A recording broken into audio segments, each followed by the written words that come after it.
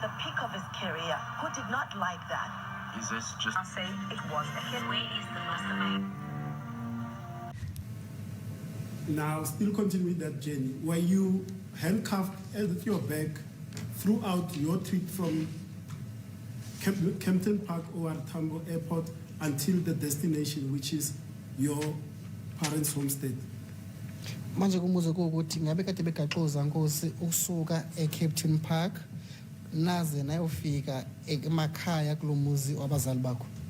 Ukusuka eVelaria. Okay, sorry, yeah. From Velaria to Kempton Park then to Emahlabathini ekhaya. Okay. I was handcuffed from Velaria up until we reached home in Mahlabatini, my homestead. And whilst you were still seated in the car, as per your testimony that your parents were called one by one to come and have a conversation with you, were you still handcuffed as you were seated in that car at your homestead? Umuzo ukuthi ngesikhathi lesibufike lapha kini emakhaya kumuzi wabazali bakho neekini ngabe kade vele ugaxoza Nkosi kwena ngesikhathi lesi uqale wafika ubaba wakho ozokhuluma nawe noma 40 noma kodwa wakini. Yebo ngangilokhu fawoza Nkosi. Yes, I was handcuffed at all times. And now between from Velaria, Kempton Park, up to Mahlabathini, were you afforded any comfort breaks along the route? Manje kumuzo ukuthi ngesikhathi lesibusuka eVelaria nahamba na eCaptain Park nasuka eCaptain Park nahamba na ufika eMahlabathini ngabe bakulekelela ngesikhathi yini sokuthi uthi ukushaywa umoya kancane noma mhlawumbe uthi ukushaya abafana? Angisakhumbuli noma ngathi akasengisichame up until siyofika ekhaya. Ngafika ngachama uma ngifika ekhaya.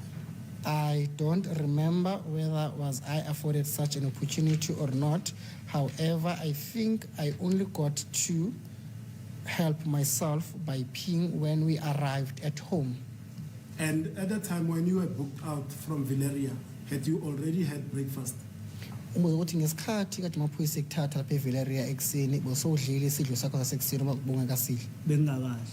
I did not have my breakfast. So from Velaria to Kempton Park to Mahlabathini, were you offered anything to eat or drink?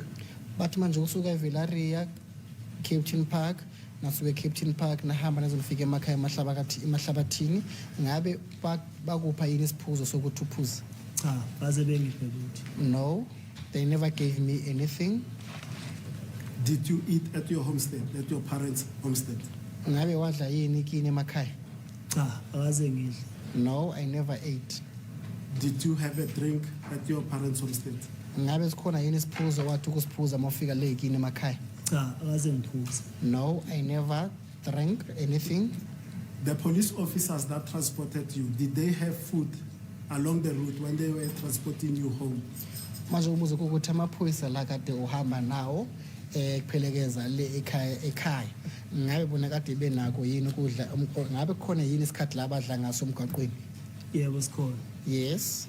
Now from your hometown back to you'll tell me the route that you took.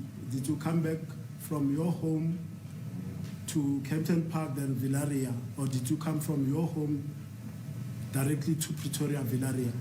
Manje kathi uzositshela ukuthi nabuye nahamba kanjani kuma nebuya emakhaya yini umuzo ukuthi ngabe nathi manisuka le emakhaya nahamba amaphoyisa ashayela naqala eCaptain Park bese nasuka eCaptain Park bese na eVelaria noma nathi manisuka eMahlabathini nashayela usuka eMahlabathini nahamba neqonde ngqo lapha eVelaria? Sasuka ekhaya eMahlabathini badlula eairport. Umhula wathatha imoto yakhe noGinile wathatha imoto yakhe lezi ezithu zase ziyangiphelekezela imoto iFortuna neNissan Qashqai sasongibeka la eVelaria. My apologies, counsel.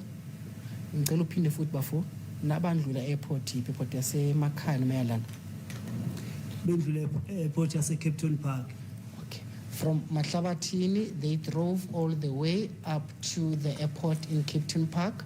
That is where Mohula umhula wathatha khona imoto yakade ahamba eshayela. Masifike Captain Park umhula wehla wathatha imoto yakhe noGeninda wathatha imoto yakhe. Lezi zi2 zangiphelekezela zaze zazongibeka eVerani. Okay, Mohula then took her own car, and even Mr. Gininda took his own car, and then they then drove into different cars, Mohula and Gininda, and then the 2 vehicles, they then escorted us all the way to Velaria. And the same questions. And route back from Makavatini, were you given any food or drink by the police officers?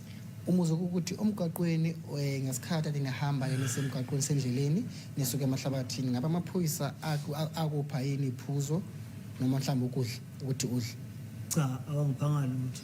No, they never. Iphuza akaze ngiphuza. No, they never offered me food or drinks. Mr. Sibia, I'm thankful. Those were the questions that I had for you. My Lord, I'm indebted. Thank you.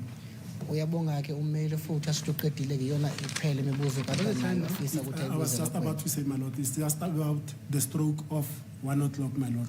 Is that so? Yes, ma'am. So we adjourn until tomorrow now. That's correct. Yeah, but just before we adjourn, just a clarification. You don't have to answer if you don't want to. manje ke Telling me inkantolo here is this guy called Gininda who has mishandled you. And then suddenly he offers to take you to go and see your parents. And this gentleman is a brigadier. It's a Saturday, you know? Yes. Hello? athi manje inkantolo ne ithi uma ngabe ufisa ukuphendula ukuphendula kepha kuma ongafisi ukuthi uphendule ngane wayithulela wangaphendula wathi khona ke umuntu kade kuyiphoyisa ubrigadier esiphoyiseni akaza kuphatha ngendlela ekahle futhi mhlawumbe ngendlela elungile kade ngomgqibelo ke emalangeni uyakuthatha ukuhambisa kini emakhaya. And he goes with his juniors, Mohola, Mohanu, Buthelezi, whoever. All these are his juniors, which report to him.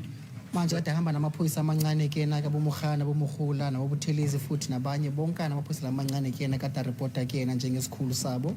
But it suddenly shows this magnanimous effort from his part. He leaves his family, his children, and he goes down with you.